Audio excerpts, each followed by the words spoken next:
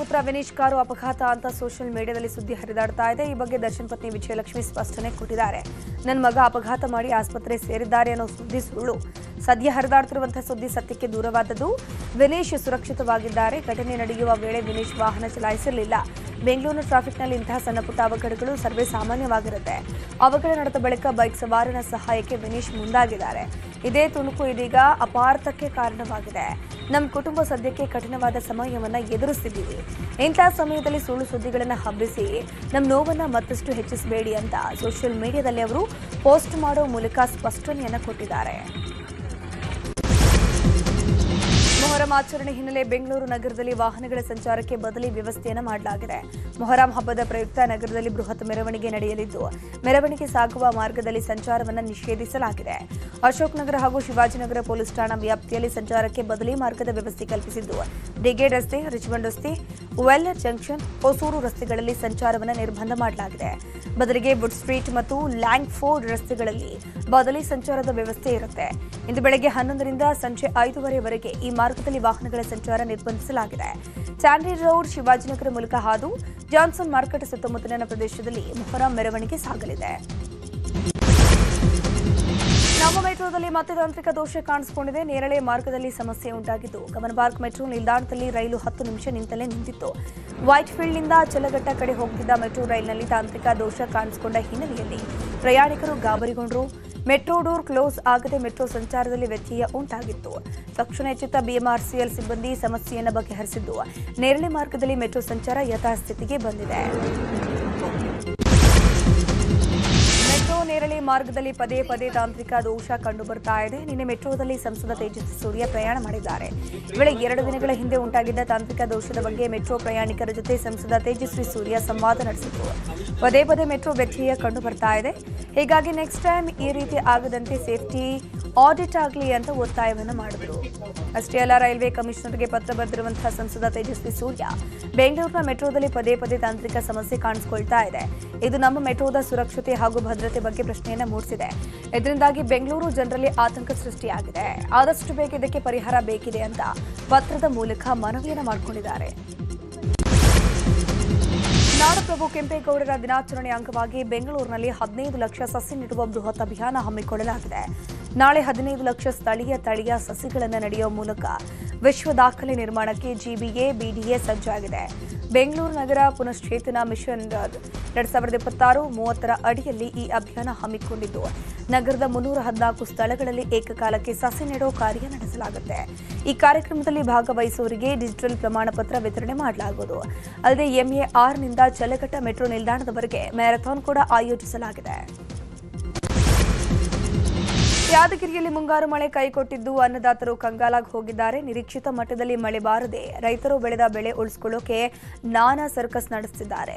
ಒಂದ್ ಕಡೆ ಹತ್ತಿ ಬೆಳೆ ಉಳಿಸಿಕೊಳ್ಳೋಕೆ ರೈತರು ಸ್ಪ್ರಿಂಕ್ಲರ್ ನೀರು ಹಾಯಿಸಿದ್ರೆ, ಇನ್ನೊಂದು ಕಡೆ ಶೇಂಗಾ, ಹತ್ತಿ, ತೊಗರು ಬೆಳೆದಂತಹ ರೈತರು ಬಿಂದಿಗೆ ಮೂಲಕ ಬೆಳೆದ ಬೆಳೆಗೆ ನೀರುಣಿಸ್ತಾ ಇದ್ದಾರೆ. ಕೆಲವೆಡೆ ರೈತರೇ ಹತ್ತಿ ಬೆಳೆ ನಾಶ ಮಾಡಿದ್ದಾರೆ.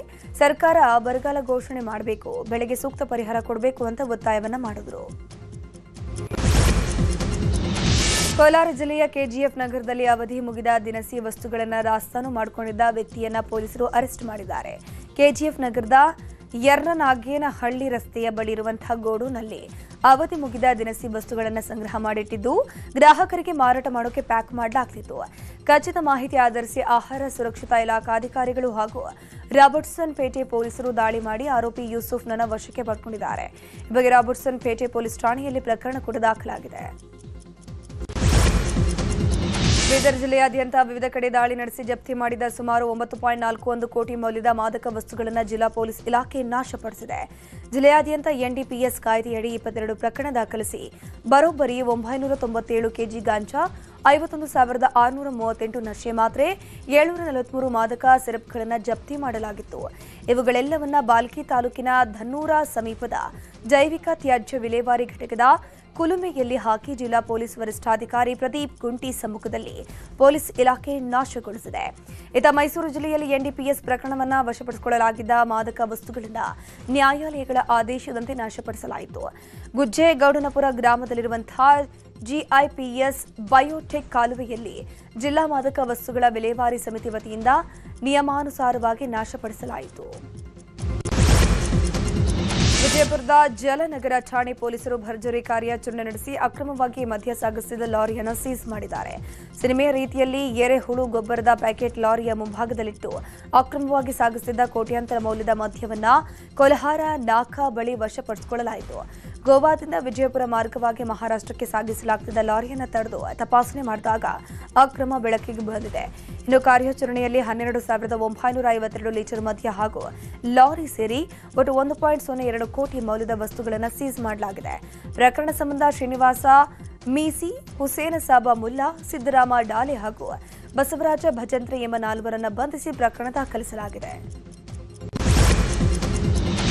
ಬೆಂಗಳೂರು ಗ್ರಾಮಾಂತರ ಜಿಲ್ಲೆಯ ದೇವನಹಳ್ಳಿಯ ಶೆಟ್ಟರಹಳ್ಳಿಯಲ್ಲಿ ಗುಂಡಿನ ಸದ್ದು ಮೊಳಗಿದೆ. ತೋಟಕ್ಕೆ ನೀರು ಬಿಡೋ ವಿಚಾರಕ್ಕೆ ತಮ್ಮನ ಮೇಲೆ ಅಣ್ಣ ಫೈರಿಂಗ್ ಮಾಡಿದ್ದಾನೆ. ತಮ್ಮ ಚೇತನ್ ಮೇಲೆ ಅಣ್ಣ ಚಂದ್ರು ಗುಂಡು ಹಾರಿಸಿದ್ದು ಗಾಯಾಳುವಿಗೆ ಖಾಸಗಿ ಆಸ್ಪತ್ರೆಯಲ್ಲಿ ಚಿಕಿತ್ಸೆ ನೀಡಲಾಗುತ್ತಿದೆ. ಘಟನಾ ಸ್ಥಳಕ್ಕೆ ಡಿವೈಎಸ್ಪಿ ಪಾಂಡುರಂಗ ಭೇಟಿ ನೀಡಿ ಪರಿಶೀಲನೆಯನ್ನ ಮಾಡಿದ್ರು. ಜಮೀನಿನಲ್ಲಿ ನೀರು ಬಿಡುವ ವಿಚಾರಕ್ಕೆ ಅಣ್ಣ ತಮ್ಮನಿಗೆ ಜಗಳ ಆಗಿದೆ. ಸಿಂಗಲ್ ಬ್ಯಾರೆಲ್ ಗನ್ನಿಂದ ಮನೆ ಕಿಟಕಿಯಿಂದ ಅಣ್ಣ ಫೈರಿಂಗ್ ಮಾಡಿದ್ದಾನೆ. ತಮ್ಮ ಚೇತನ್ ಗಂಭೀರವಾಗಿ ಗಾಯಗೊಂಡಿದ್ದು ಚಿಕಿತ್ಸೆಗಾಗಿ ಬೆಂಗಳೂರಿನ ಖಾಸಗಿ ಆಸ್ಪತ್ರೆಗೆ ದಾಖಲಿಸಲಾಗಿದೆ ಅಂತ ಅಡಿಷನಲ್ ಎಸ್ಪಿ ವೆಂಕಟೇಶ್ ಪ್ರಸನ್ನ ಮಾಹಿತಿಯನ್ನು ಕೊಟ್ಟಿದ್ದಾರೆ. ಬೆಂಗಳೂರಿನ ಸಂಜಯ್ ನಗರ ಠಾಣಾ ವ್ಯಾಪ್ತಿಯಲ್ಲಿ ಡಿಜಿಟಲ್ ಕ್ರಿಪ್ಟೋ ಕರೆನ್ಸಿ ಪರಿವರ್ತನೆ ಹೆಸರಲ್ಲಿ 17.64 ಲಕ್ಷ ರಾಬರಿ ಮಾಡಲಾಗಿತ್ತು. ವಾಟ್ಸ್ಆಪ್ ಗ್ರೂಪ್ ಮೂಲಕ ವಂಚಕರು ಬಲೆ ಬೀಸಿದ್ರು. ಕರೆನ್ಸಿ ಪರಿವರ್ತಿಸುವ ನೆಪದಲ್ಲಿ ವಿಶ್ವಾಸ್ ಎಂಬಾತನನ್ನು ಕರೆಸಿ ಹಣ ದೋಚಿ ದುಷ್ಕರ್ಮಿಗಳು ಎಸ್ಕೇಪ್ ಆಗಿದ್ರು. ಈ ಬಗ್ಗೆ ವಿಶ್ವಾಸ್ ದೂರನ್ನು ಕೊಟ್ಟಿದ್ರು. ಪ್ರಕರಣದಲ್ಲಿ 2 ಕಾಶ್ಮೀರ ಪ್ರಜೆಗಳು ಸೇರಿ 12 ಆರೋಪಿಗಳನ್ನು ಬಂಧಿಸಲಾಗಿದ್ದು ವಿಚಾರಣೆ ಮಾಡಲಾಗ್ತಾ ಇದೆ. ಇನ್ನು ಮೊಹರಂ ಹಬ್ಬದ ಕೊನೆಯ ದಿನ ಆಗಿರೋದ್ರಿಂದ ಹುಬ್ಬಳ್ಳಿಯಲ್ಲಿ ಸೇರಿ ವಿವಿಧ ಕಡೆ ಮೊಹರಂ ಹಬ್ಬವನ್ನು ಅದ್ದೂರಿಯಾಗಿ ಆಚರಿಸಲಾಗುತ್ತಿದೆ. ಮೊಹರಂ ಹಬ್ಬದ ಕೊನೆಯ ದಿನದ ಅಂಗವಾಗಿ ಹುಬ್ಬಳ್ಳಿ ನಗರ ಮತ್ತು ಗ್ರಾಮೀಣ ಪ್ರದೇಶದಲ್ಲಿ ಪಂಚ ದೇವರುಗಳ ಮೆರವಣಿಗೆ ನಡೆಯಲಿದೆ. ಅಲಾವಿ ಕುಣಿತ, ಹುಲಿ ವೇಷ ಇತ್ಯಾದಿಗಳು ಗಮನ ಸೆಳೆಯಲಿದೆ. ಪ್ರವಾದಿ ಮೊಹಮ್ಮದರ ಮೊಮ್ಮಗ ಇಮಾಮ್ ಹುಸೇನ್ ಕುಟುಂಬದ ತ್ಯಾಗ ಬಲಿದಾನದ ಸ್ಮರಣಾರ್ಥ ಶೋಕಾಚರಣೆ ಮಾಡಲಾಗುತ್ತಿದೆ. ತ್ಯಾಗ ಬಲಿದಾನಗಳ ಸಂಕೇತವಾಗಿರುವಂತಹ ಮೊಹರಂ ಹಬ್ಬವನ್ನು ಹಿಂದೂ ಮುಸ್ಲಿಮರು ಭಾವೈಕ್ಯತೆಯಿಂದ ಆಚರಿಸುತ್ತಾರೆ. ವಿಜಯಪುರ ಜಿಲ್ಲೆಯ ಝಳಕಿ ಸಮೀಪದ ಗುಂದವಾನ ಗ್ರಾಮದಲ್ಲಿ ಮೊಹರಂ ಖತಾಲ್ ಹಿನ್ನೆಲೆಯಲ್ಲಿ ಯುವಕನೊಬ್ಬ ಕೆಂಡದ ಮೇಲೆ ಕಂಬಳಿ ಹಾಕಿ ನಮಾಜ್ ಮಾಡಿದ್ದಾನೆ. ಗ್ರಾಮದ ಯುವಕ ಜುಬೇರ್ ಸಿಕಂದರ್ ಮುಲ್ಲಾ ಅಗ್ನಿ ಮೇಲೆ ಕಂಬಳಿ ಹಾಕಿ ನಮಾಜ್ ಮಾಡಿದ ವಿಡಿಯೋ ಸೋಷಿಯಲ್ ಮೀಡಿಯಾದಲ್ಲಿ ವೈರಲ್ ಆಗಿದೆ. ಅಯೋಧ್ಯೆ ರಾಮ ಮಂದಿರ ದೇಣಿಗೆ ದುರುಪಯೋಗ ಆರೋಪ ಪ್ರಕರಣದಲ್ಲಿ 8 ಆರೋಪಿಗಳ ವಿರುದ್ಧ ಎಫ್ಐಆರ್ ದಾಖಲಾಗಿದೆ. ಉತ್ತರ ಪ್ರದೇಶ ಸರ್ಕಾರಕ್ಕೆ ಹಿಂದೆ ಎಸ್ಐಟಿ ತನ್ನ ಮಧ್ಯಂತರ ವರದಿಯನ್ನು ಸಲ್ಲಿಕೆ ಮಾಡಿತ್ತು. ವರದಿ ಸಲ್ಲಿಕೆಯಾದ ಬೆನ್ನಲ್ಲೇ ದೇಗುಲದ ಟ್ರಸ್ಟ್ನಿಂದ ಆರೋಪಿಗಳ ಪಟ್ಟಿ ರಿಲೀಸ್ ಆಗಿತ್ತು. ಪ್ರಕರಣದ ಪ್ರಮುಖ ಆರೋಪಿ ರಾಮ್ ಶಂಕರ್ ಯಾದವ್, ಅನುಕುಲ್ ಮಿಶ್ರಾ, ಲವಕುಶ್ ಮಿಶ್ರಾ, ಮುನೀಶ್ ಯಾದವ್, ಅವಿನಾಶ್ ಶುಕ್ಲಾ, ಕರುಣೇಶ್, ಅವನೀಶ್ ಸೇರಿದಂತೆ 8 ಮಂದಿ ವಿರುದ್ಧ ಶ್ರೀರಾಮ ಜನ್ಮಭೂಮಿ ಠಾಣೆಯಲ್ಲಿ ಎಫ್ಐಆರ್ ದಾಖಲಾಗಿದೆ. ಆರೋಗ್ಯ ಮತ್ತು ದೈಹಿಕ ಫಿಟ್ನೆಸ್ ಬಗ್ಗೆ ಜಾಗೃತಿ ಮೂಡಿಸೋಕೆ ಮೈಸೂರಲ್ಲಿ ಇದೇ ಜೂನ್ 28ರಂದು ನ್ಯೂಸ್ 18 ಕನ್ನಡದ ವತಿಯಿಂದ ನಂಬರ್ 1 ಮ್ಯಾರಥಾನ್ ಆಯೋಜಿಸಲಾಗಿದೆ. ಮಕ್ಕಳಿಗಾಗಿ 1 ಕಿಲೋಮೀಟರ್ ಮತ್ತು 2 ಕಿಲೋಮೀಟರ್ ನಿಗದಿಪಡಿಸಲಾಗಿದೆ. 3, 5, 10 ಕಿಲೋಮೀಟರ್ ಓಟಕ್ಕೆ ಯಾವುದೇ ಸಮಯದ ಮಿತಿ ಇರುವುದಿಲ್ಲ. 5 ಮತ್ತು 10 ಕಿಲೋಮೀಟರ್ ಓಟಕ್ಕೆ ನಿಗದಿತ ಟೈಮ್ ಫಿಕ್ಸ್ ಮಾಡಲಾಗಿದೆ. ವಿಜೇತರಾದ ಸ್ಪರ್ಧೆಗೆ 1 ಲಕ್ಷ ಬಹುಮಾನ ಕೂಡ ಕೊಡಲಾಗುತ್ತೆ. ಇಂದಿನಿಂದ ಐರ್ಲೆಂಡ್ ವಿರುದ್ಧ ಭಾರತದ ಟಿ20 ಸರಣಿ ಆರಂಭಗೊಳ್ಳಲಿದೆ. ಇದೇ ಮೊದಲ ಬಾರಿಗೆ ತಂಡದಲ್ಲಿ ಸ್ಥಾನ ಪಡೆದ ವೈಭವ್ ಸೂರ್ಯವಂಶಿ ಇಂದು ಐರ್ಲೆಂಡ್ ಟೀಮ್ ವಿರುದ್ಧ ಕಣಕ್ಕಿಳಿಯಲಿದ್ದಾರೆ. ಐಪಿಎಲ್ ಹಾಗೂ ಇಂಡಿಯಾ ಎ ತಂಡದಲ್ಲಿ ಅಬ್ಬರದ ಬ್ಯಾಟಿಂಗ್ನಿಂದ ಅಚ್ಚರಿ ಮೂಡಿಸಿರುವಂತಹ ವೈಭವ್ ಇಂದಿನ ಪಂದ್ಯದಲ್ಲೂ ಅಬ್ಬರದ ಇನ್ನಿಂಗ್ಸ್ ಕಟ್ಟುವಂತಹ ನಿರೀಕ್ಷೆ ಇದೆ. ಐಸಿಸಿ ಮಹಿಳಾ ಟಿ20 ವಿಶ್ವಕಪ್ ಟೂರ್ನಿಯಲ್ಲಿ ಮತ್ತೆ ಭಾರತ ಗೆಲುವಿನ ಲಯಕ್ಕೆ ಮರಳಿದೆ. ನಿನ್ನೆ ಬಾಂಗ್ಲಾ ವಿರುದ್ಧ ನಡೆದ ಪಂದ್ಯದಲ್ಲಿ ಭಾರತ 5 ವಿಕೆಟ್ಗಳ ಗೆಲುವನ್ನು ಸಾಧಿಸಿದೆ.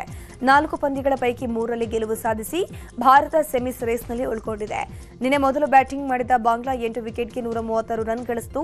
ಈ ಗುರಿ ಬೆನ್ನತ್ತಿದ ಭಾರತ 5 ವಿಕೆಟ್ ನಷ್ಟಕ್ಕೆ 17ನೇ ಓವರ್ನಲ್ಲೇ ಗೆಲುವು ಸಾಧಿಸಿತು.